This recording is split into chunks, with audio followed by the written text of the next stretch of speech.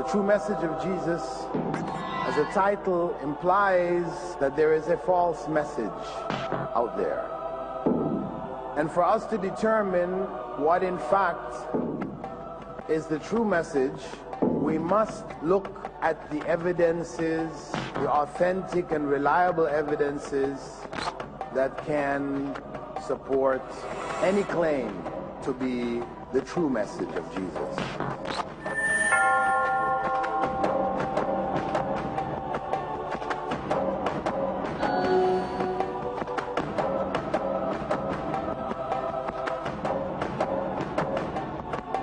We will be introducing our speaker, inshallah, who will be giving a talk entitled The True Message of Jesus, peace be upon him. And that is Dr. Abu Amina Bilal Phillips.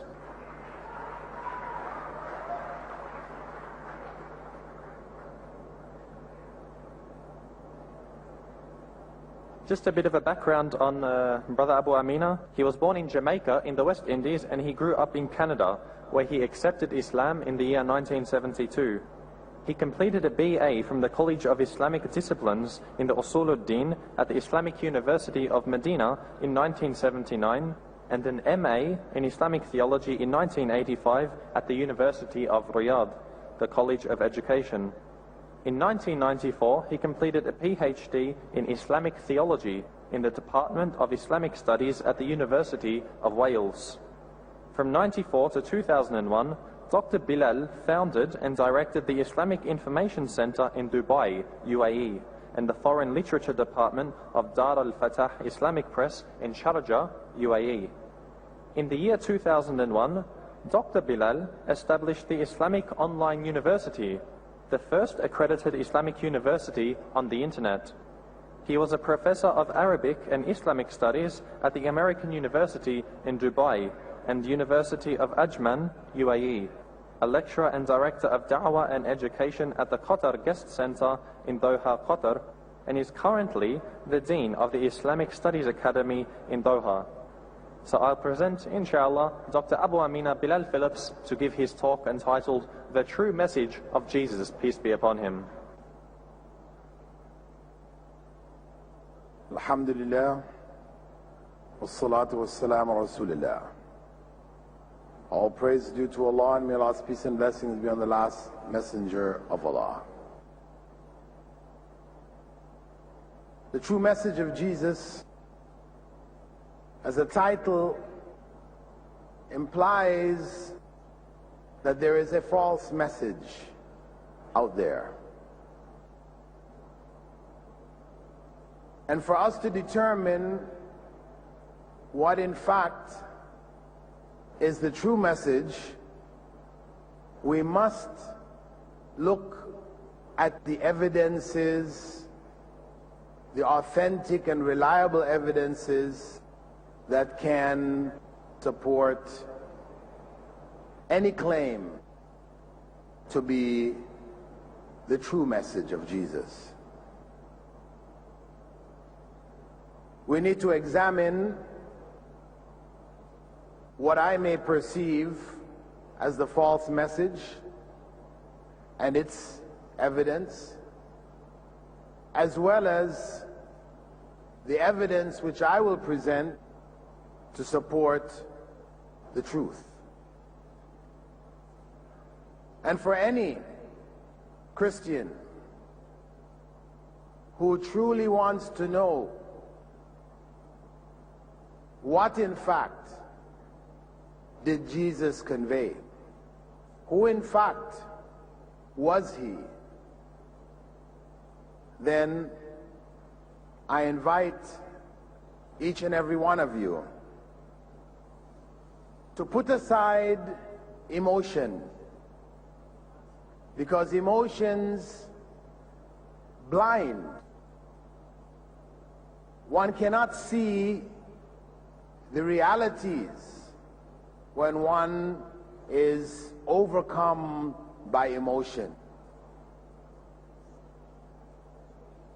Emotion, by its very nature, is important.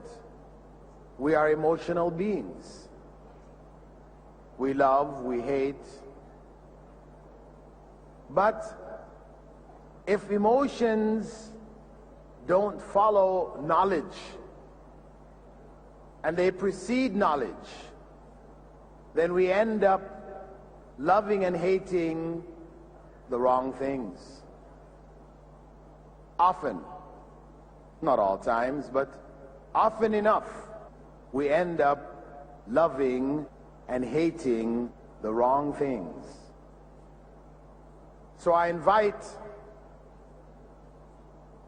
our Christian guests, because this, of course, is of most importance to them, to put aside emotions today and look at the facts, to get a clear understanding of the message which Jesus brought and who, in fact, was Jesus. There are two basic ways that we can produce evidence. They are from two basic sources. Either from the historical record, what historians have gathered, or from revealed scriptures. These are the main two sources. That is for those who believe in God. Of course, if the person doesn't believe in God, then revealed scriptures may not have any real significance to them. They will say it's only the historical record. When we go and look into the historical record for evidence, there is virtually nothing available from the time of Jesus. May God's peace be upon him. A biblical scholar by the name of R.T. France wrote, "No first-century inscription mentions him, and no object or building has survived which has a specific link to him."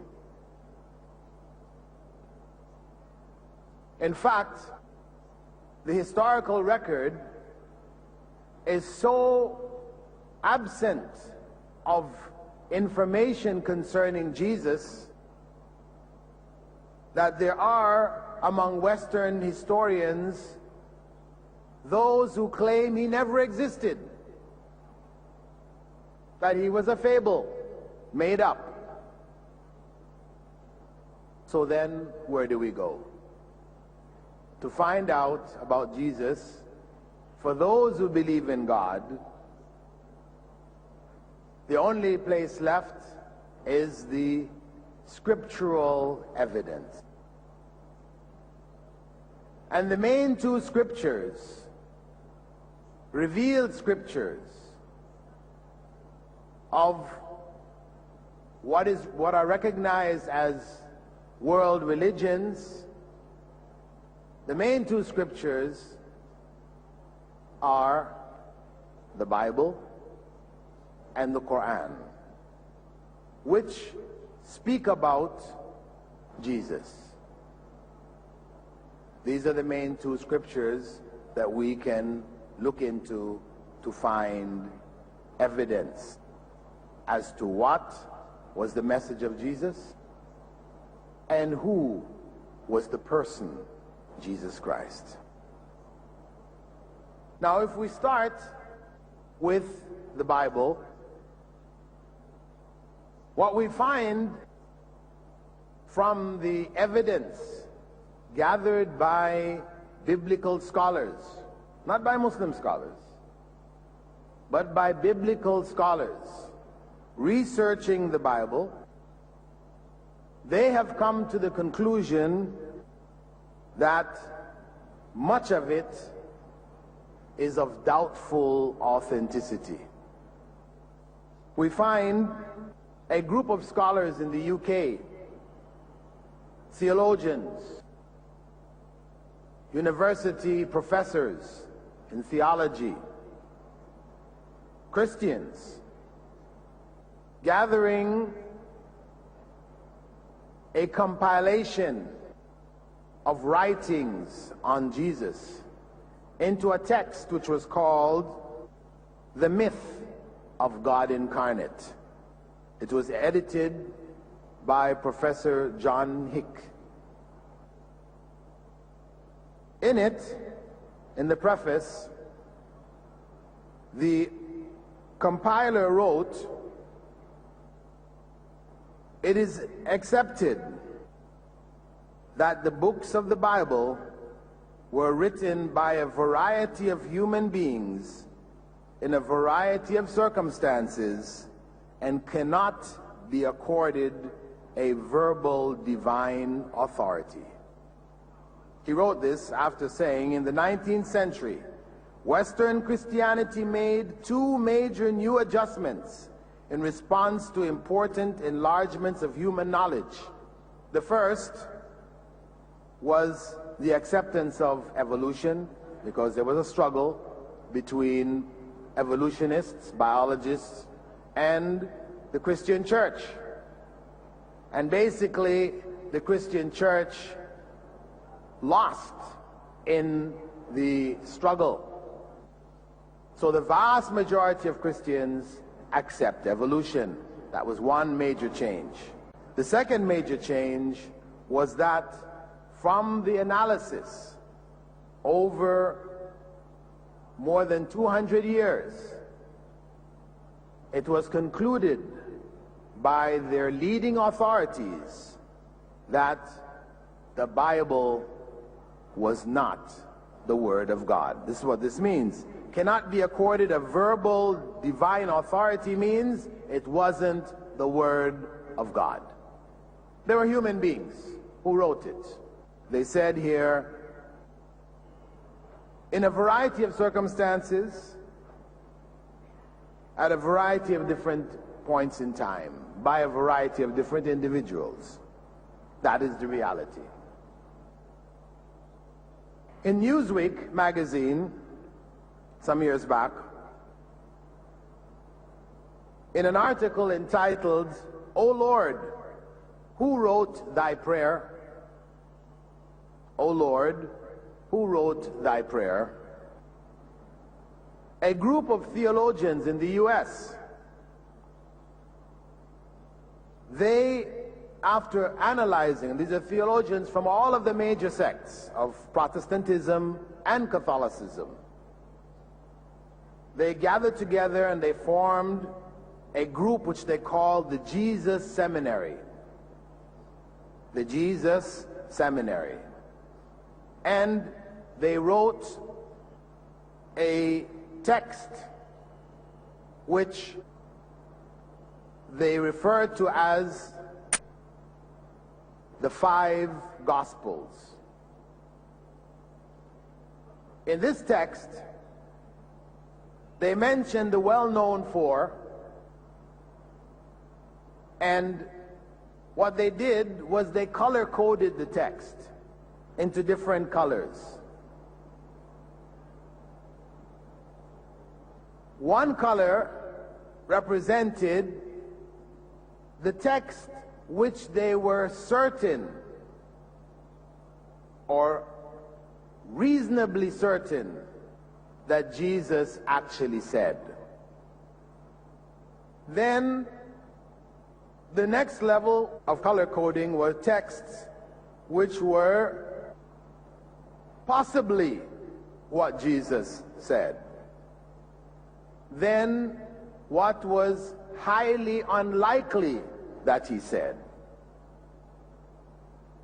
And then that which was absolutely certain he didn't say. So they gave it different grades with different colors. The 5th gospel was the Gospel of Thomas, which had been discovered in 1945 in Egypt, in Nag Hammadi, written in Coptic, a translation, and which had confirmation from documents of the 1st and 2nd century, bits and pieces which had existed in Greek. Prior to that, people didn't know what these documents were related to, and it was after the discovery of that Coptic translation that they realized that these were bits and pieces of the Gospel of Thomas. Anyway, the point is, this group, the Jesus Seminary, they concluded, after analyzing the Lord's Prayer, what is known in Christianity as the Lord's Prayer. It begins, Our Father who art in heaven, hallowed be thy name, thy kingdom come, thy will be done on earth as it is in heaven, so on and so forth. Give us this day our daily bread, and etc. This is the standard prayer for Christians. Similar to Al-Fatiha for Muslims. Muslims recite the first chapter of the Quran in their daily prayers. So for Christians, the Lord's Prayer is the most central prayer shared by all Christians. And in the biblical context, in the Gospels, it is Jesus who is telling his companions this prayer that they should make. Anyway, the Jesus Seminary, after analyzing the Lord's Prayer, concluded that the only words of the Lord's Prayer which could be accurately attributed to Jesus, meaning it's highly likely that this is what Jesus said, the only words turned out to be one word, which was Father.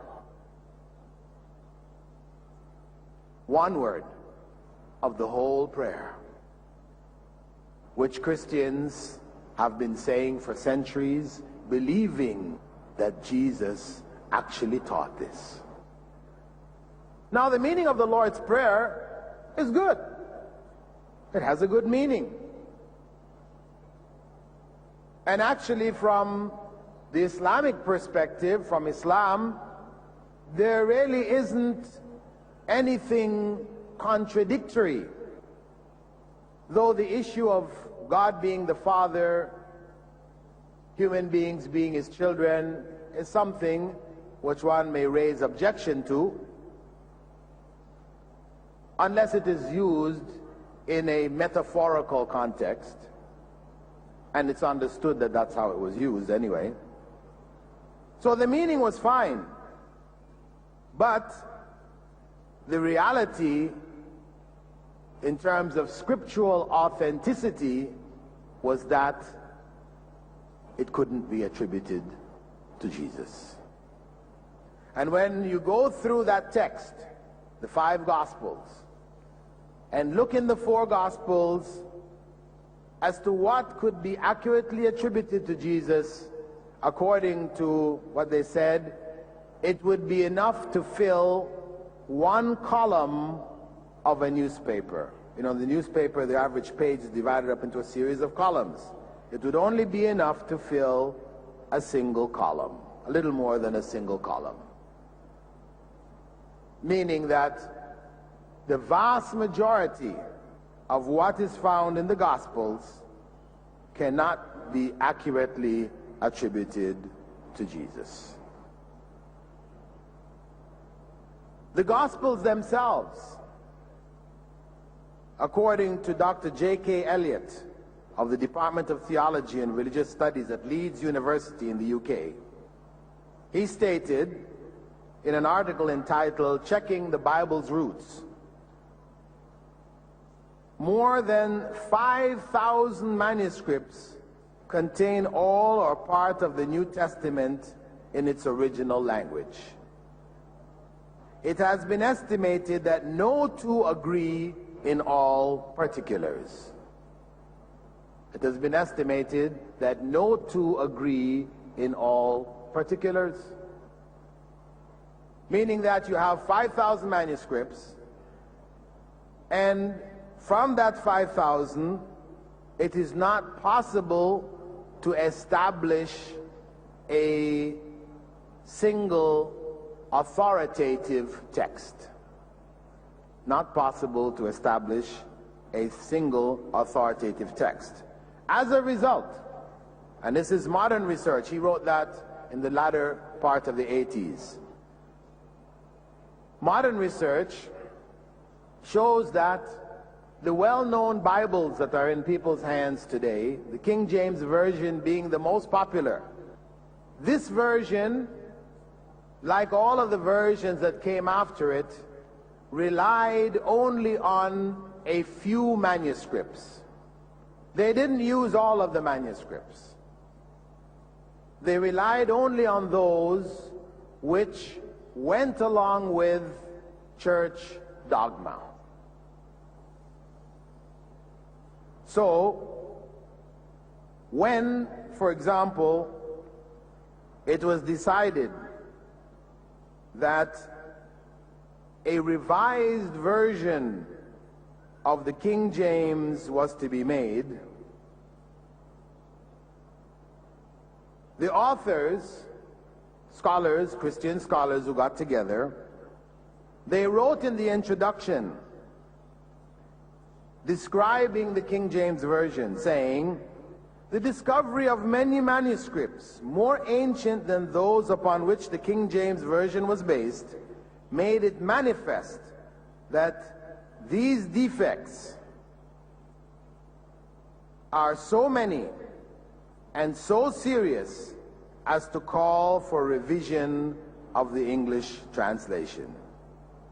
Errors, mistakes, so many and so serious that it required a new translation."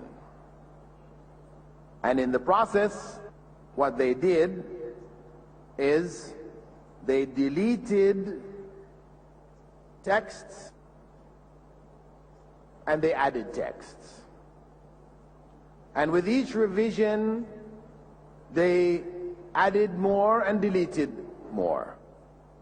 So the text has gone through a series of revisions. However, as stated earlier by Eliot, all of these revisions are based only on a few manuscripts. Not 5,000, but only a few. So as such, whatever they come up with will have questions on its authenticity. The well-known verse, which is used to show that Jesus canceled the law of Moses, the law which required that adulterers and adulteresses be stoned to death.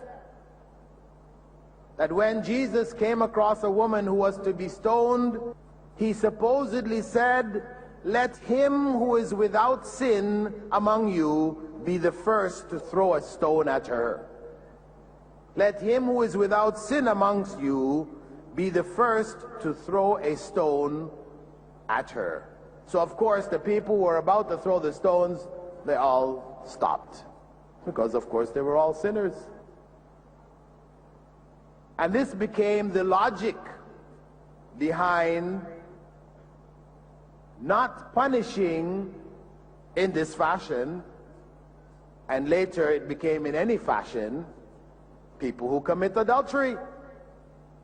Because who are you to judge them when you are yourself sinners?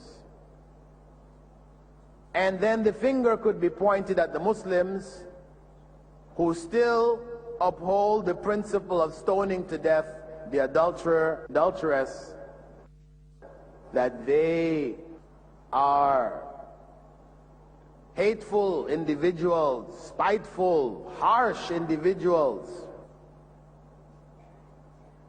They don't follow the religion of love and compassion.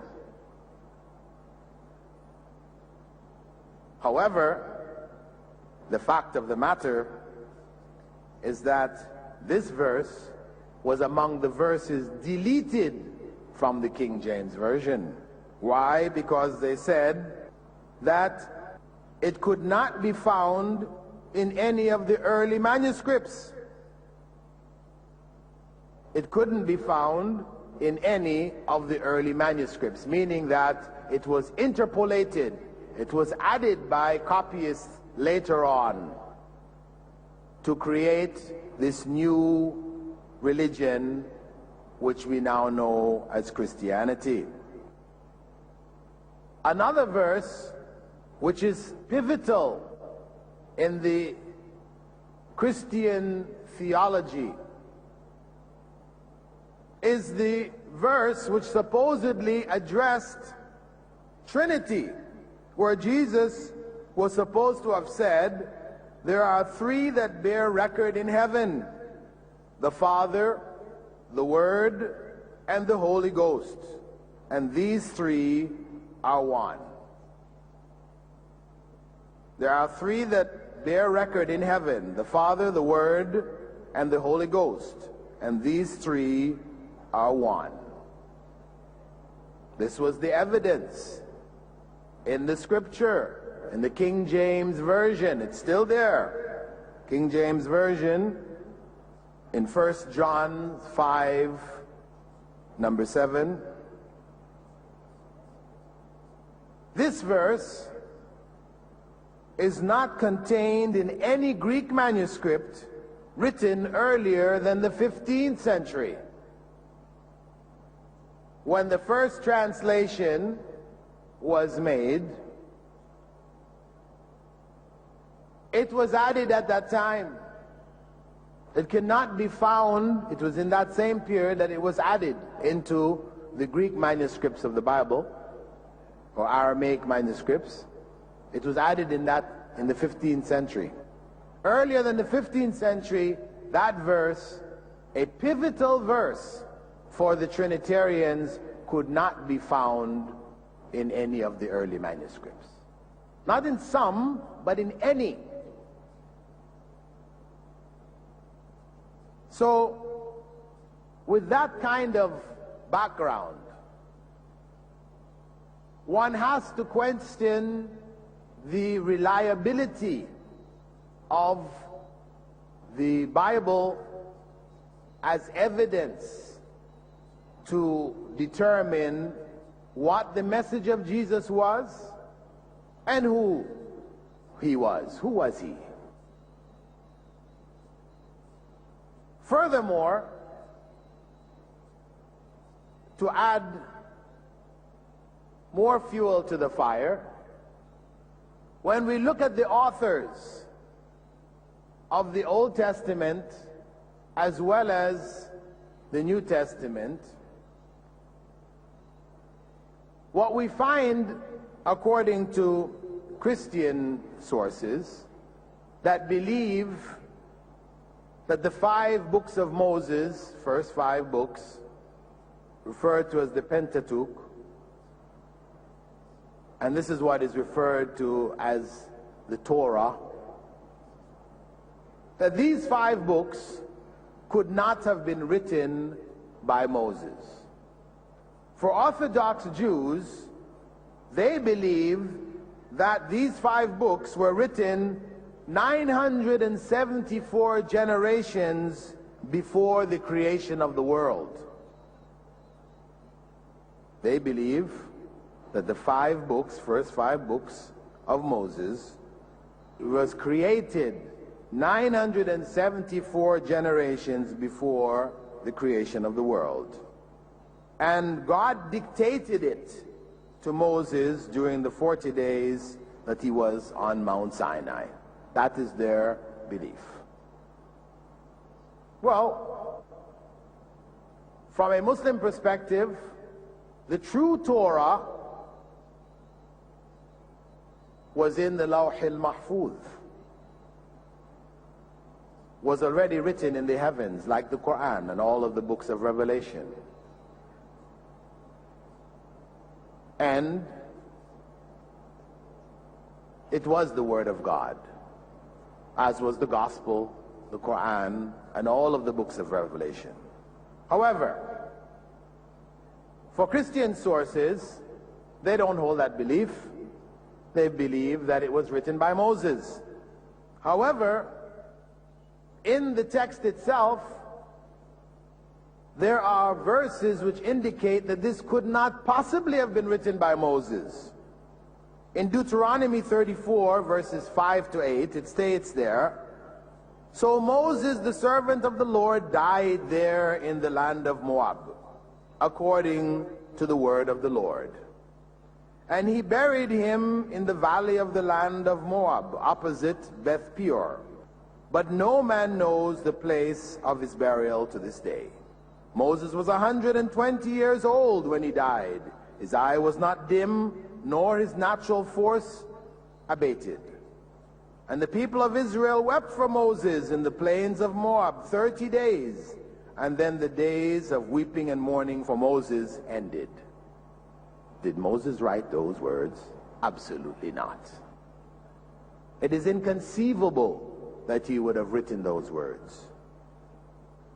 Furthermore, biblical scholars of the 19th century, in analyzing the text of the Old Testament, they came to conclude that actually there was more than one writing by a variety of different authors.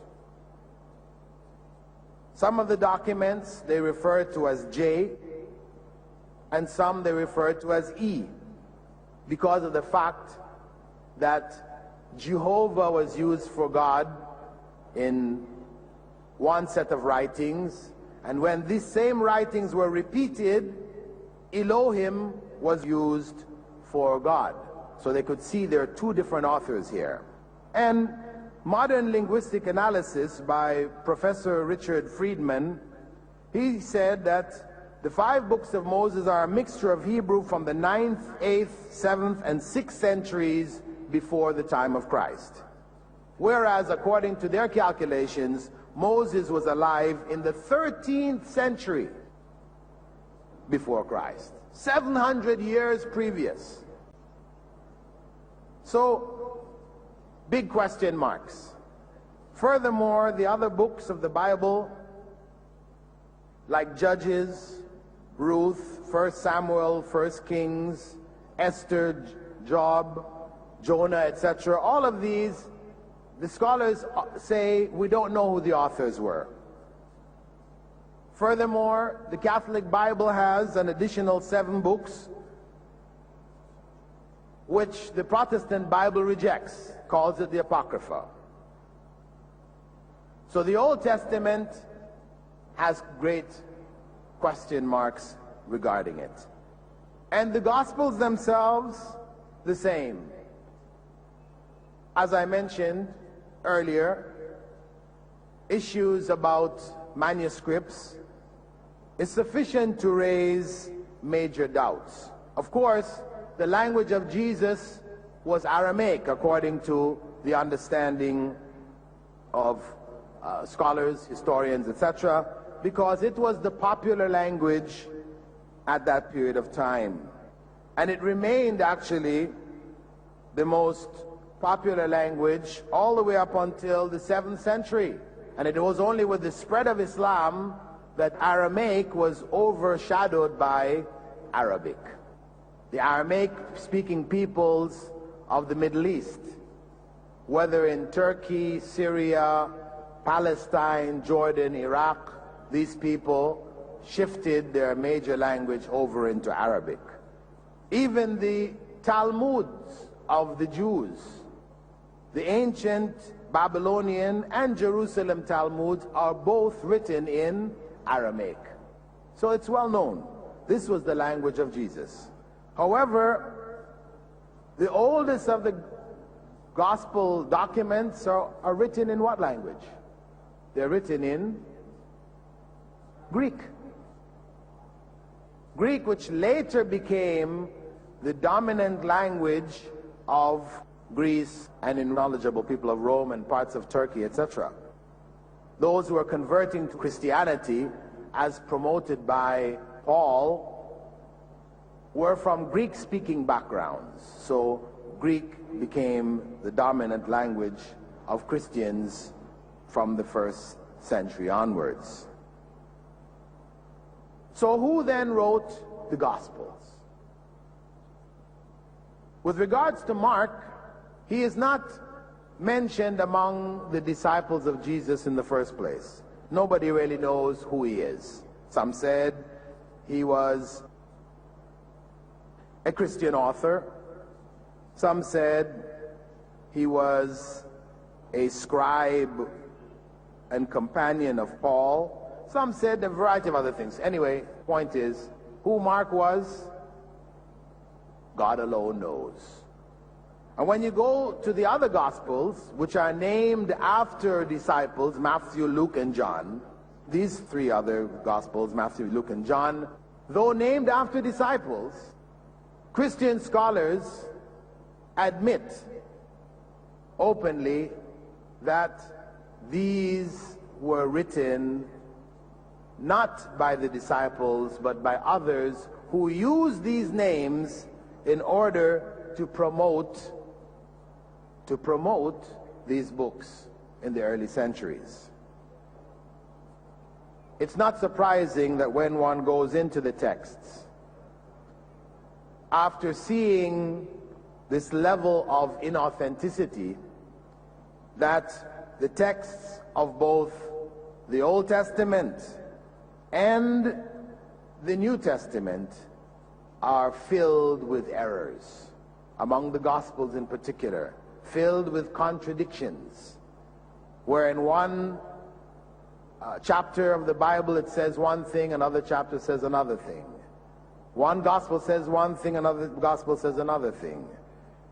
That is common. If we swing over to the Quran, the other scripture, what we find is that we have a text which is unique in religious texts. One which does not have other versions.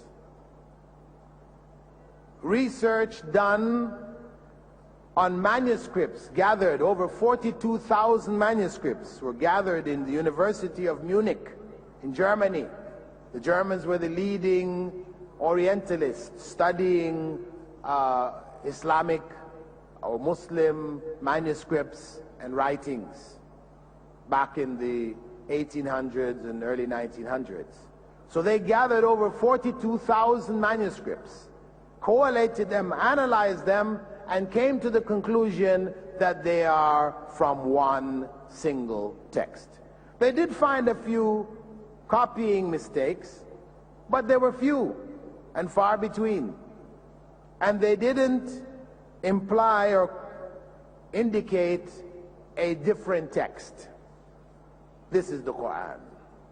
One which has been preserved, so much so that Orientalists like Richard A. Nicholson, Professor Richard A. Nicholson said, "We have in the Quran materials of unique and incontestable authority for tracing the origin and early development of Islam. Such materials as do not exist in the case of Buddhism or Christianity or any other ancient religion."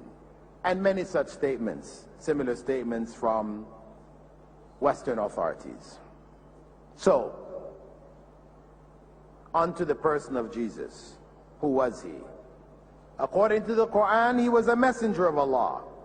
As Allah said, and remember when Jesus, son of Mary, said, "O children of Israel, I am the messenger of Allah sent to you, confirming the Torah which came before me." That's what is stated in the Quran. We can find support for it in Matthew 21 verse 11. And the crowd said, "This is a prophet. This is the prophet Jesus of Nazareth of Galilee." And in Mark 6:4 we find, "And Jesus said to them, a prophet is not without honor, except in his own country, among his own kin, and in his own house." And in John 17 verse 3, Jesus is quoted as saying, "And this is life eternal, that they might know thee, the one and only true God, and Jesus Christ, whom thou hast sent." Why would I quote from the Gospels after pointing out its inauthenticity? Because of the fact that the general inauthenticity of the text doesn't mean that it doesn't contain anything authentic. Muslims do believe in the truth of the Gospels and the Torah and all of the earlier books, only that they have been changed. But how do we know what is truth amongst them? When we compare it to the Quran, we find that there is support for it in the Quran, then we can be certain this much is true from the Gospels or the Torah. With regards to Jesus being a man, of course the Quran refers to him as Jesus, son of Mary. And he's the only one who is referred to in the Quran in this way. The only prophet mentioned in this way is Jesus, the son of Mary, to affirm his humanity, that he was a human being. And even in the Gospels, in spite of their distortions, we still find statements there. In John 14 verse 28, the Father is greater than I.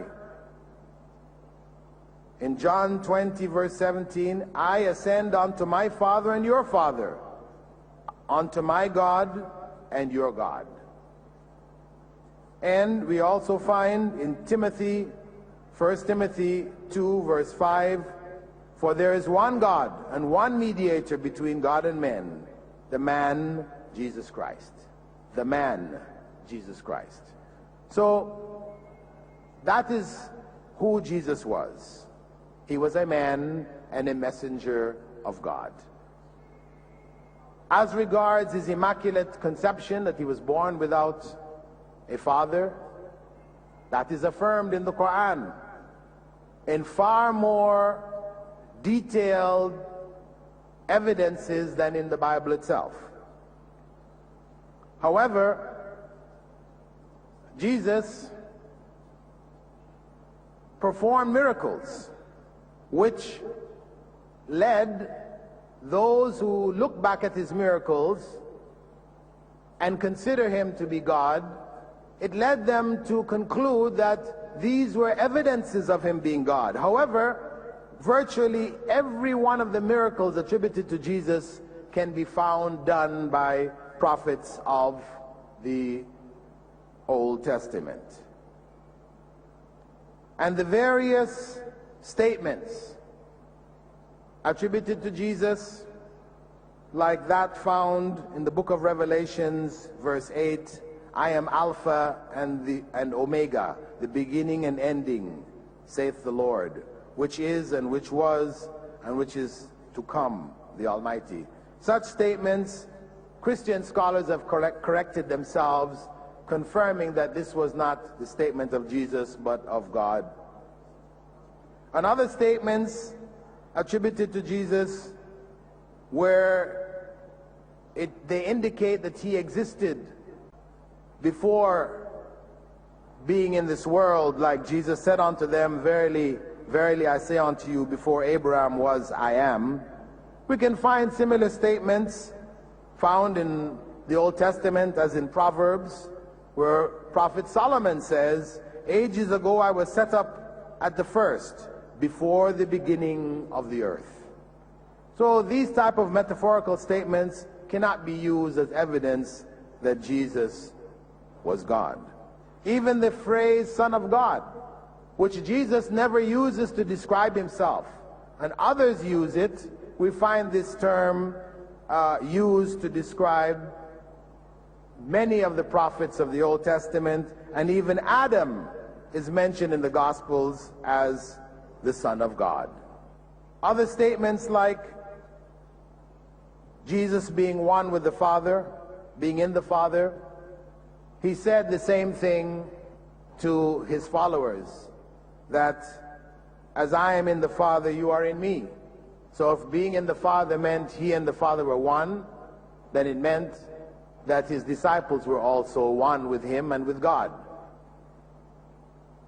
The argument that he accepted worship, as found in John 9:37-38, Jesus said to him, "You have seen him, and it is he who speaks to you." He said, "Lord, I believe," and he worshipped him.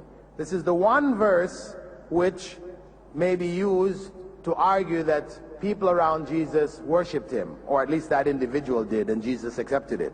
However, in the American Bible, scholars who put it together put in a footnote for verse 38, which said that the man worshipped Jesus. They said this verse, omitted in important early manuscripts, may be an addition for baptismal liturgy.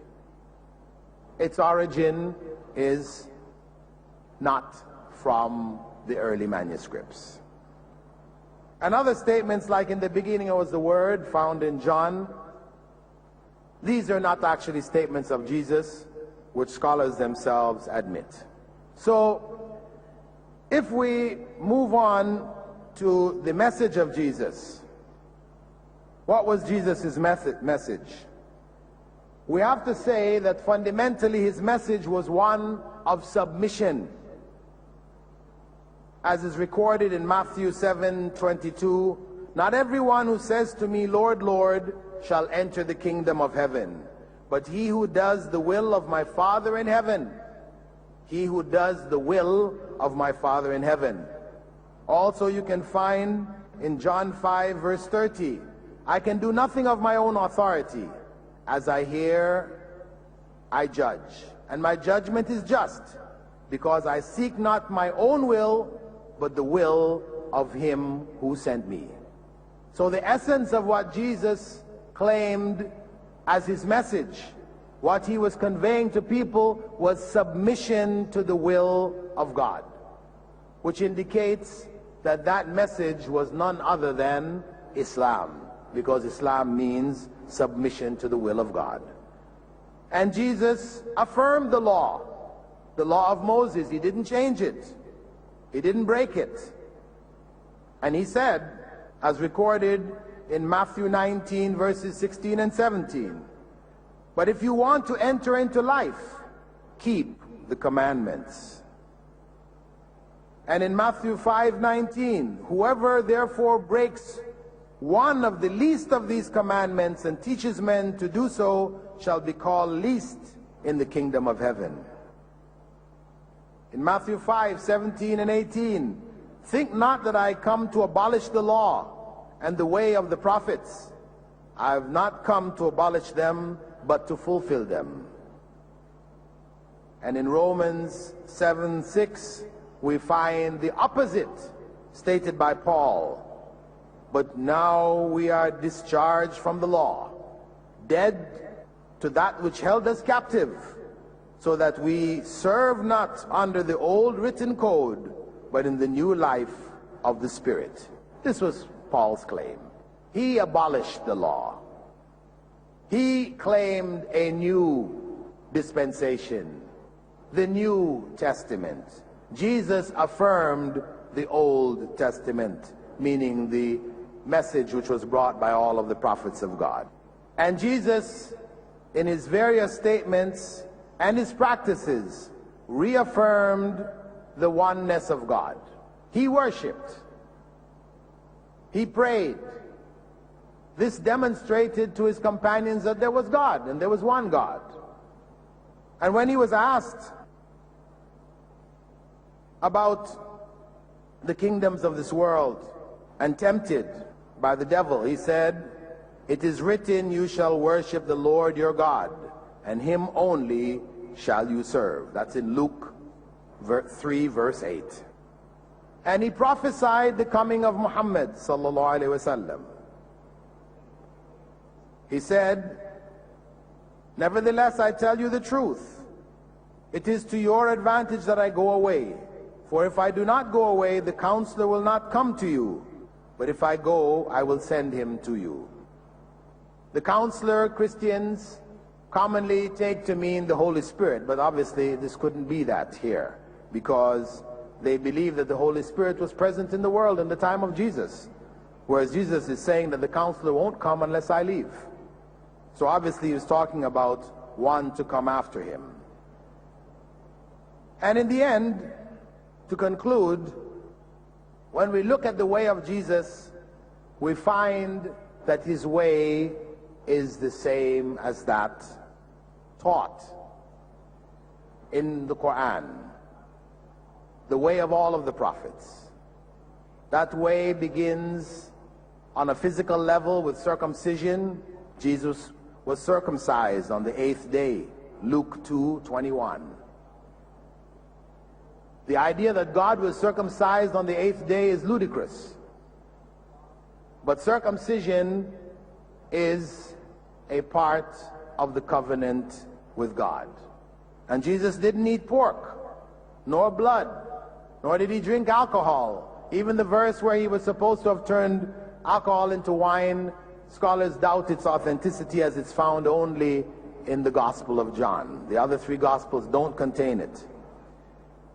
And he made ablution before prayers, and he prostrated in prayers. He fell down on his face in prayer, as did the prophets before him, mentioned in the Old Testament. And the women of his time wore veils, hijab, they covered themselves. And he greeted his companions and those around him, saying, Shalom Aleichem, Salam Alaikum. That's how he greeted them. And that's how the earlier prophets greeted. And he fasted 40 days and nights, not 1 day or 2, giving up chocolates. No, he fasted, a real fast. And he was against interest, as it was forbidden in the text of Moses, in the Torah, in Deuteronomy. And he did not prohibit polygamy, though people have concluded that in Jesus' practice. What we find is that Christians practiced polygamy all the way up until the 17th and 18th centuries in Europe. They understood it to be permissible. And the earlier prophets, whether it's Solomon, Moses, Abraham, and the others, were all known to be polygamous. So in conclusion, we have to say, without a doubt, that Jesus Christ, the Son of Mary, was a man sent by God as a prophet and a messenger to humankind. He brought a message which was submission to the will of God. It was the same message brought by all of the prophets of God, all the way back to Adam. The religion of Adam was Islam. Some may question, how can you claim that? Well, we know definitely it was not Judaism, because that came into existence after the time of Moses. We know it was not Christianity, because Jesus himself never even used that term. What we know is that Adam was commanded not to eat from the tree. What was required of him was submission to God, to obey God. Don't eat from the tree. And that is Islam, submission to God. But whatever tree God has forbidden us is forbidden to us, and we should submit and not eat from it. That is the religion of God. And Jesus, a man, son of Mary, carried that same message, and that message is preserved in Islam today. So for those Christians who would like to follow Jesus as he taught, as he received from God, then I invite you to come to Islam and follow the truth from God. Assalamu alaikum wa rahmatullahi wa barakatuh.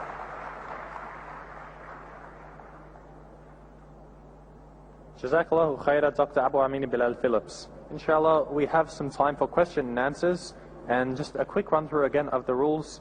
We'll have one question at a time, inshallah. Especially in the case for this talk, we would love to give first preference to any non-Muslims. We'll begin with the first question from the brother at the front, inshallah. Assalamu alaikum, brother. Myself, Irshad Ahmed Punekar. I'm an architect by profession. You made a mention in your talk that the Trinity is not mentioned in the older versions of the Bible. Now, my question to you is that if it has been mentioned by some of the Islamic scholars, as you also have a doctorate, you might have made a mention of it in the paper, then what is the response of the present-day Christian scholars?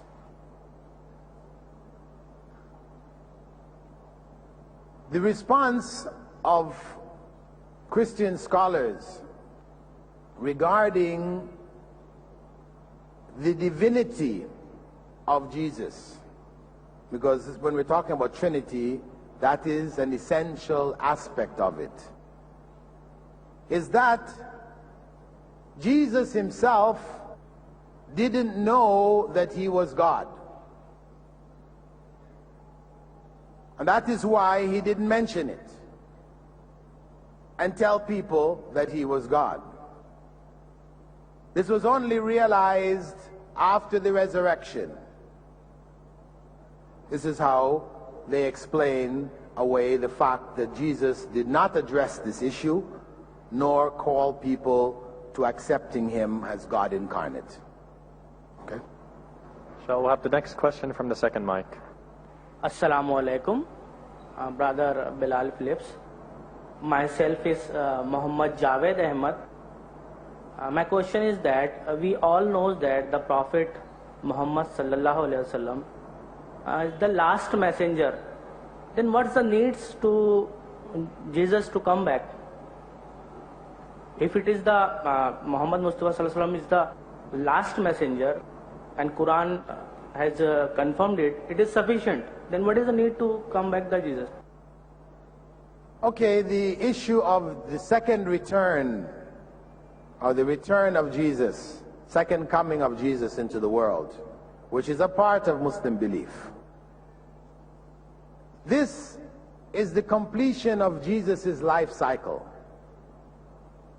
Allah spared him the crucifixion and lifted him up. He was not crucified on this earth. So his return is the completion of his life cycle, as all other human beings will live and die. His completion on the earth will be to come back and live out the rest of his life and die. Also, he will be among the signs of the last day, because in the last days, the Antichrist, Dajjal, will come, and he will claim that he is God, as people claim Jesus was God. And Jesus will be sent at that time to finish him, to destroy him, and to end all of the issues regarding himself. So the cross will be broken. It will be known that it is false. And the pig will be slaughtered. It will not be used for eating. And so on and so forth. And Jesus will live out his life as a ruler on the earth for 40 years. And he will rule the earth according to the Sharia, or the law, in its final form, which was brought by Muhammad sallallahu alaihi wasallam. So he will not bring a new law. He will not abrogate or change anything. He will only fulfill the prophecies and be that sign of the last day. Jazana wa yakum. Assalamu alaikum. My name is Saltanat Khan. I am a BCom graduate. I want to ask the brother that if I want to call a Christian to Islam and I want him to accept Islam, so is it important to compare both the religions and prove him through the Bible and Quran that Isa alayhi salam was not the son of God? Can I simply tell him that there is one God and Muhammad is the messenger of Allah, and Isa alayhi salam is not the son of God, he was the true messenger of God? So will I be accountable if I don't compare both the religion, if he doesn't accept Islam? To convey the message of Islam, it is sufficient to identify the central teachings, the oneness, the unique oneness of God, and that He alone deserves to be worshipped, and that Muhammad, may God's peace and blessing be upon him, was the last messenger of God to humankind. And what is required of a person to be a Muslim. That is sufficient. The comparison is only for those who request it, who want to know. So if you're talking with a Christian and he says, well, what about this statement of Jesus? Either you have knowledge and you're able to clarify it for them, or if you don't have knowledge, you say, I have no idea about this, but this is the teaching of Islam. Research it. If it makes sense to you, accept it. If it doesn't, then continue on your way. Your job is to convey the message. If you're able to clarify, that makes you more effective. We find in the Quran comparisons. We do find verses where Allah makes comparisons, describes Isa as one who ate food along with his mother. Why? Why talk about that? This is to clarify that he couldn't possibly have been God, as it's recorded in the Gospels, similarly, that he ate food. So there are ideas and concepts being brought there to clarify that Jesus was in fact only a messenger of God. And Allah speaks about the changes in the scriptures. Allah speaks about the fact that Jesus predicted the coming of Muhammad sallallahu alaihi wasallam. So all of this directs us, those who have the time or the ability, to go and research it and be able to share this with others. As with the text of the Bible in general, the Old Testament in particular, Allah mentions there that people change the text with their own hands. This is something which was mentioned 1,400 years ago. Christian scholars only discovered that in the last couple of centuries. They realized that the text had been changed. So that indicator found in the Quran can be used as a means of clarifying to Christians and Jews that their texts have been changed.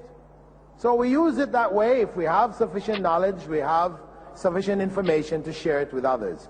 But the primary way or method of conveying the message to whoever is to call them to the oneness, the unique oneness of Allah subhanahu wa ta'ala. Just before the next question, inshallah, we strongly urge, if there are any non-Muslims here, don't be shy. Come up, ask your questions. If there's anything that you'd like to ask, any comments that you have a unique opportunity where we have Dr. Abu Amina Bilal Phillips here to be able to answer your questions. So inshallah, as much as you can, we invite you to come forward, come to one of the mics, tell one of the people manning the mics that you are a non-Muslim and you'd like to ask some questions, inshallah. We'll begin with the question from the brother, inshallah. Assalamu alaikum. Wa alaikum salam wa rahmatullah.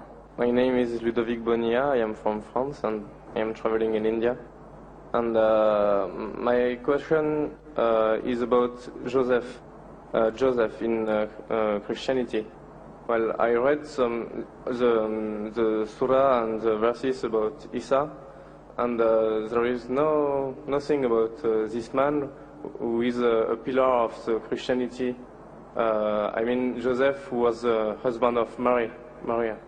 And so there is nothing about him in Quran. Maybe there is something, but I didn't find it. And so I would like to know what Islam says about this, what you know as a Muslim scholar about him, because, well, I studied in a school whose name was Saint Joseph. And so, if there is no mention of this man, who was he, and I don't know. Well, the issue of Joseph, referred to as Joseph the carpenter, This is not mentioned in the Quran. In fact, Mary, when she gives birth to Jesus, was not married at all. As to what happened to Mary later on in life, whether she got married later on or whatever, God alone knows. We don't have certainty to speak on that, because we don't have any authority. Prophet Muhammad, may God's peace and blessings be upon him, didn't speak about it, nor does the Quran speak about it. And these are our sources of evidence. So all we can say is God knows, meaning that we can't say that Mary didn't later on marry somebody by the name of Joseph. She might have. And in their own historical record, he was projected back to have been her husband at the time of the birth of Jesus. That this was just a mistake. But the point is that once you say that Joseph was married to Mary when she gave birth to Jesus, then the issue arises, maybe Joseph was the father. In fact, in the Gospels, in Matthew and Luke, when they identify the genealogy of Jesus, they refer to Jesus, his father, as Joseph. So you see the kind of confusion that is there in the text, and the doubts would have arisen. To be certain that Jesus had no father, the Quran affirms that Mary gave birth to Jesus as a virgin, unmarried. So that is much greater proof of his miraculous birth than what is found in the Gospels. Good afternoon, brother. This is Venkat from Hyderabad.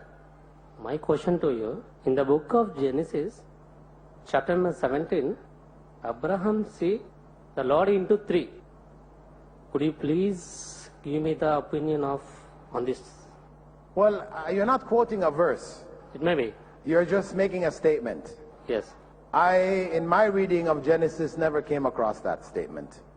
So please, if you can get a hold of a Bible, and I think we probably have some available here, you can go and find the verse that you are trying to refer to, and then we can respond to it at that time. Fine. Okay? Inshallah, one of the brothers is just going now to fetch a copy of the Bible, so we can look up the verse, and we'll do justice to the subject, inshallah. We'll have the next question from the sisters. Assalamu alaikum. I'm Mrs. Fauzia Sheikh. I'm a teacher by profession. And my question to you is, when I was working in the convent school, Carmel Convent School, it's run by nuns. I was asked to leave hijab. And when I refused to, they gave me a termination letter.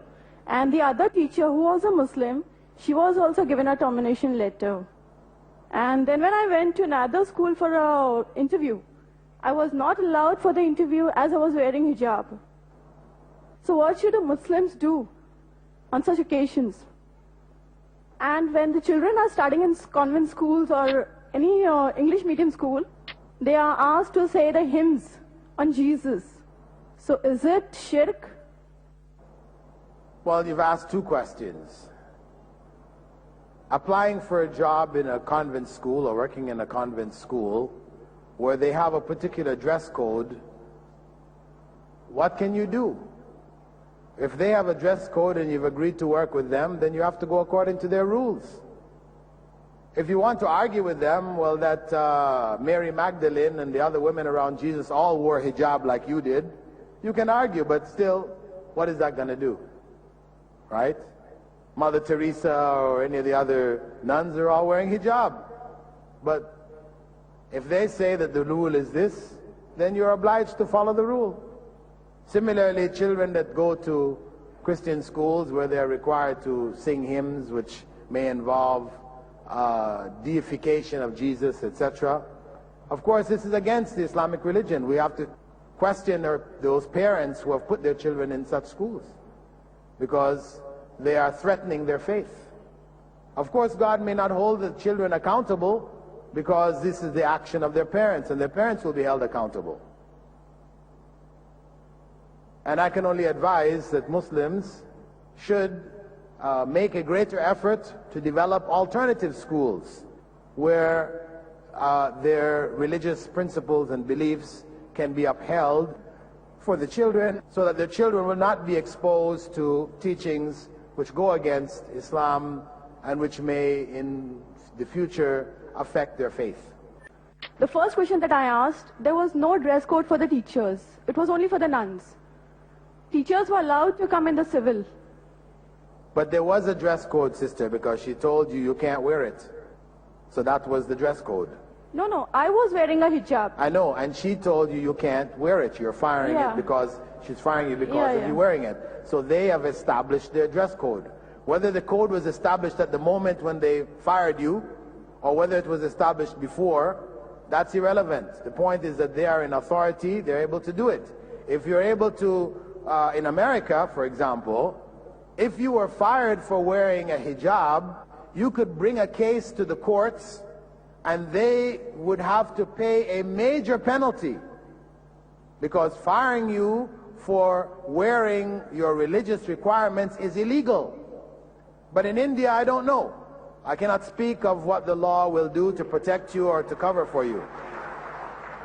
So, of course, there should be some law which protects the rights, because this is supposed to be a secular country in which people are allowed to practice their religious freedoms. So, hopefully, if there is a clause which allows for that, for you to raise a case against the school, then you do so that they don't do the same to others who come after you. Assalamu alaikum. My name is Nawaz Satulkar. I'm an electronic engineer working in Siemens. My question to you is, while referring to Bible, we as a Muslim, can we refer to it as Holy Bible? And can we use this same adjective as holy with Quran? Okay, that is what the book is called, the Holy Bible. If you want to use the term Holy Bible, you can use it. Or if you just refer to it as the Bible, you can use it. If you want to insult Christians, you could call it the unholy Bible. But I would say, as Islam teaches, that you shouldn't insult others, so don't use that one. As regards the Quran, using the Holy Quran as a terminology is not acceptable in Islam. It is actually what we call bid'ah, or innovation. The Prophet ﷺ never referred to the Quran in this fashion, nor does Allah refer to the Quran in this fashion.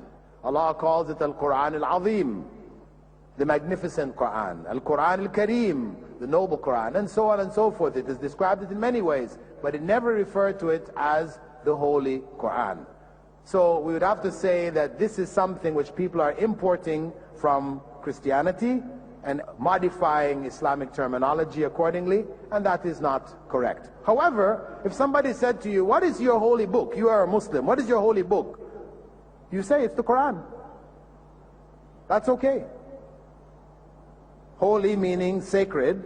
You say it is the Quran.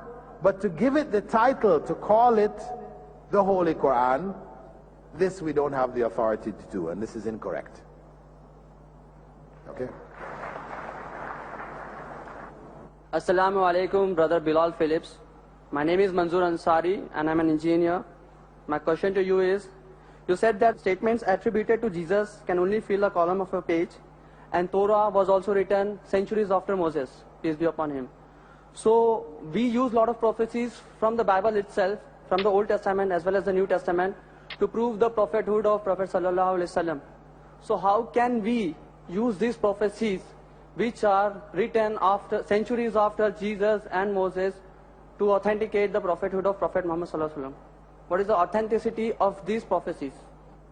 The issue of using these texts as evidences, as I explained before, on one hand, if what is mentioned is affirmed in the Quran, then we can say with some authority that this is correct.